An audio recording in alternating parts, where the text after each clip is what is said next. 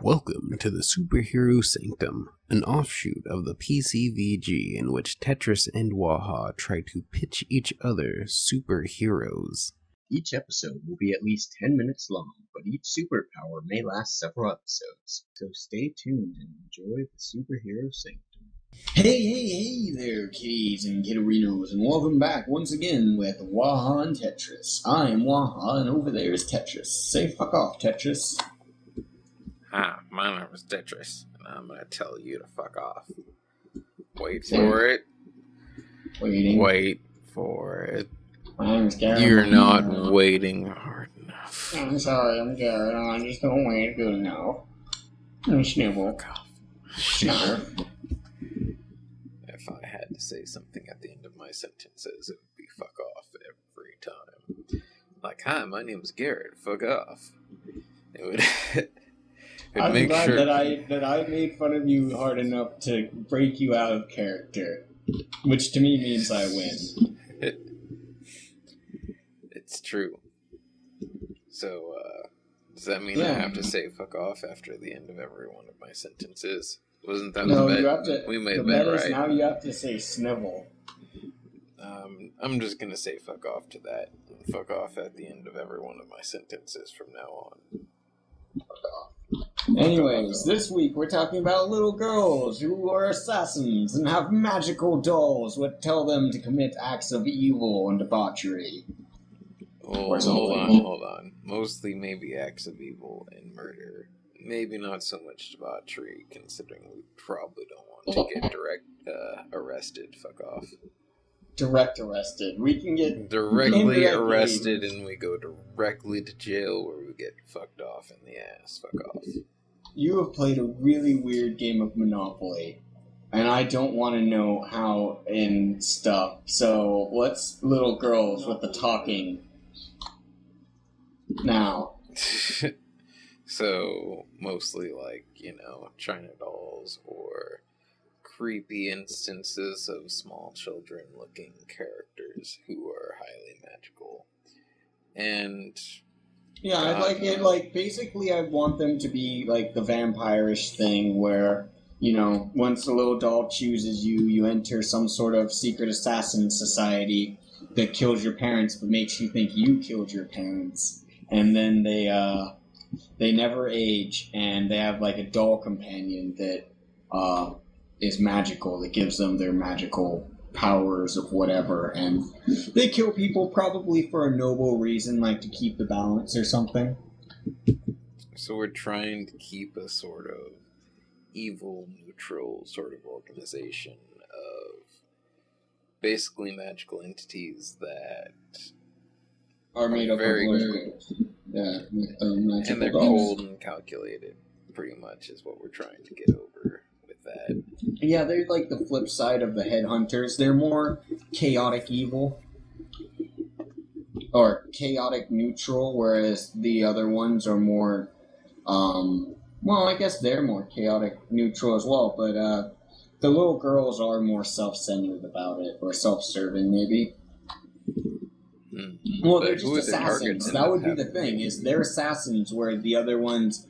So maybe they're directly against the Sanctum. The Sanctum tries to catch these superpowered people and, raise them, whereas the magic girls try to kill them. And also take over people. So we're saying they're much more along the lines of non-humans, or... No, I don't think they take over people. Like, the little girl thing, that's a chosen thing, like getting chosen with superpowers, except that this one's a more general superpower that a lot of people kind of get. It just shows up at a certain age with a certain specific type of person, which just happens to be little girls who look creepy. I'll put it this way. How many little girls this year have murdered people because of Slenderman? And how many instances? I'm going to answer both of those. 2 instances, 3 little girls. Enough said. It's a little intense. Girls can be kind of crazy when they're murdering people. I know it's a tough stance to take, but I know I'm going to get corrected on this from the internet. The other girl did not murder her parents. She just burned down their house because of Slenderman. Maybe, but that's also like media heightened bullshit. Anyways. Oh, I'm sure it's along the lines of it was probably an accident, and then she could probably blame it on something and say, no, the reason that this happened was Slenderman, not because I was playing with fire and laughing maniacally the whole time. I believe it. Let's let that little girl go. So yeah, no, that kind of a thing. And yeah, they hunt down all the other superpowered things, which means that we have to like the dolls themselves. They're the real entity. Let's go through it like that, since those are the only things that make these little girls separate. Is if you were to, like, let's say the organization got in danger, then the dolls themselves would form up into the entity that they actually are. So, her going in the background is some fairly powerful magical entity, whether that be some human or some thing. Yeah, I'm going to leave it very vague, because, I mean, there may come a point where I'm like, yes, that person, it's perfect! And it may just come down to, what's his name? Ward. Yeah. Mason Ward. It may just be Mason Ward behind it. Another instance where Mason Ward's behind another organization, for alternate purposes to serve the dimensional void. Oh yeah, especially magical. Like that's the whole thing. We only have a few, but we don't want to get too many because most of the time magical characters don't end up terribly popular or terribly relevant because story-wise their influence can sometimes be a little bullshit. Yeah, because it's basically like, I Deus Ex Machina and won something or did something that's apparently important somehow. Like, it's basically like being able to say, yeah, and this happened because. What does because mean? Because means anything that I want it to mean, but you're only getting the answer because. Exactly, because we've written in the ability to say just because. Yep, that shouldn't be acceptable. Except for just because, man. Who you'll read about next week. Tune in next week. Anyways, go on. No, I like it. Hold on. Wait, was that good? No, it's not long enough. We still have several minutes. That's why I was like, no, I'm kidding now. But, Don't fuck with me right now with that. I don't have time that I'm taking myself. Clearly.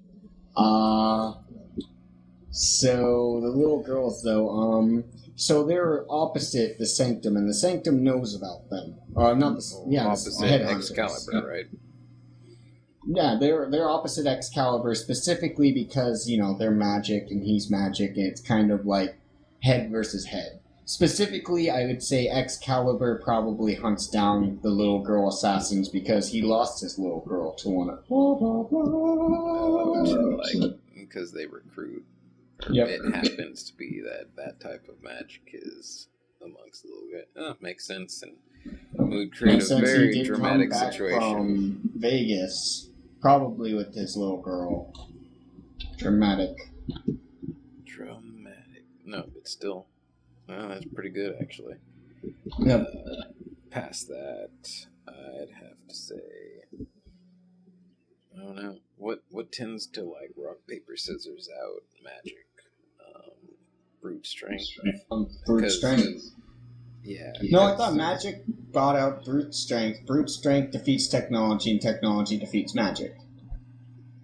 I guess, except for in like very specific weird circumstances. But I think that makes more sense. Yeah. Because brute strength can be out clevered by magic. Pretty much. It's Hulk can be beaten by Loki. But Loki can be beaten by Iron Man. And Iron Man can be beaten by Hulk. But of course, you know, there's like the Hulkbuster stuff where Hulk can be beaten. It can happen. And Iron Man can defeat Loki. It can happen. Yeah. I mean, there was a point where Iron Man makes a he forges a suit from or inside Thor's world. And I'm pretty sure an Asgardian Iron Man suit could kick Loki's ass. Although that might have just been that one cartoon show. No, it was the Avengers cartoon show, which I think was heavily based on the comic. Because, I mean, that's what they're trying to sell, and why you can come up with original ideas when you can just rip it from a comic. Because comics were always the venue for really good creative ideas, but the general public hasn't seen it until several years later. Yeah. Like the comics of right now will probably be the movies of 10 years from now. Yep, that's why I'm collecting comics now. For 10 years from now. I'm getting them signed by people of now. It's an investment. An investment Yep. in nerdiosity. Yep, that too. But yeah, no, I like everything about this. We gave them a reason to be clever. What about the little girls like themselves? Because obviously, to some degree, they have to know they're being manipulated, and I don't think that they would be completely mind controlled. So what is their...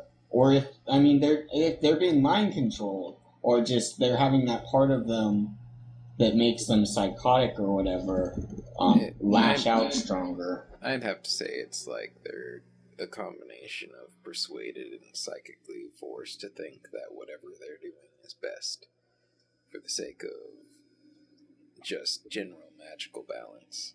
Like they've come to suddenly understand way more than they possibly should. And some entity has brought them to know that you're highly magical, and this is the reason you should be doing these things.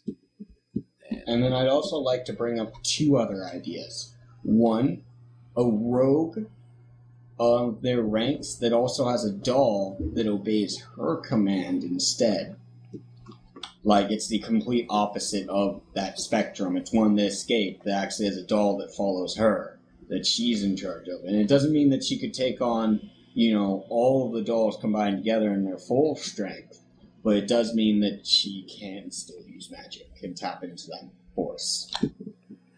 Sounds like we've created a very spooky / at least a bit more room to grow as to where these dolls came from and as to how they work before we, in future episodes. That would definitely be other whole entities like, say, some super powerful magical creator in the past. Oh, you mean the person who's in the future, goes back to the past and creates everything? Or not even that, just someone who was super powerful in the past. There's whole, eras of time to just exploit that area without time travel. Because there were superpowered individuals back in the day, if you have super powerful individuals right now. It's not I think we should come up with somebody like that along the time we're talking about the Void. Because that's another really super powerful individual we haven't gotten into. Oh yeah, and past characters, whether they be evil or not evil, can be talked about in tandem with, say, actual time travelers. Yeah, true. And the other thing is, all the characters we're creating right now, if we decide to pass on them, that doesn't mean that they're not those past characters now. True enough. I like the idea that if we decide that, Locked in Lead Lad isn't a good idea, then now he's a past character that had happened in the world.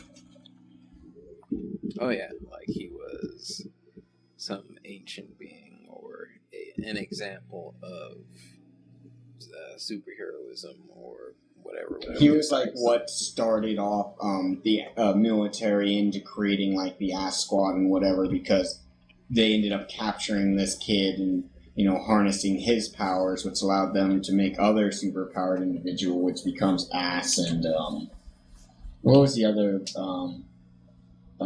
group that we came up with? Ass and the Headhunters were quasi-governmental.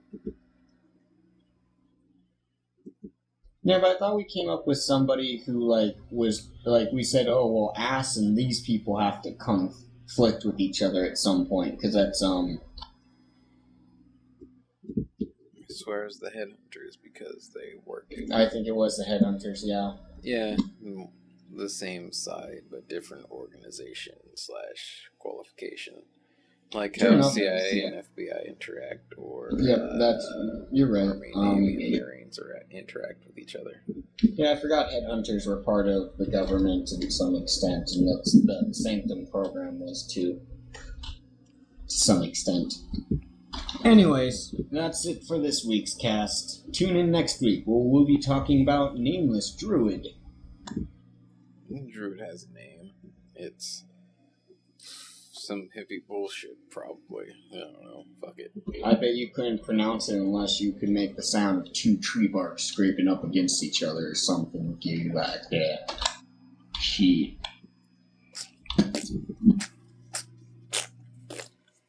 Fuck off. Fuck off, all.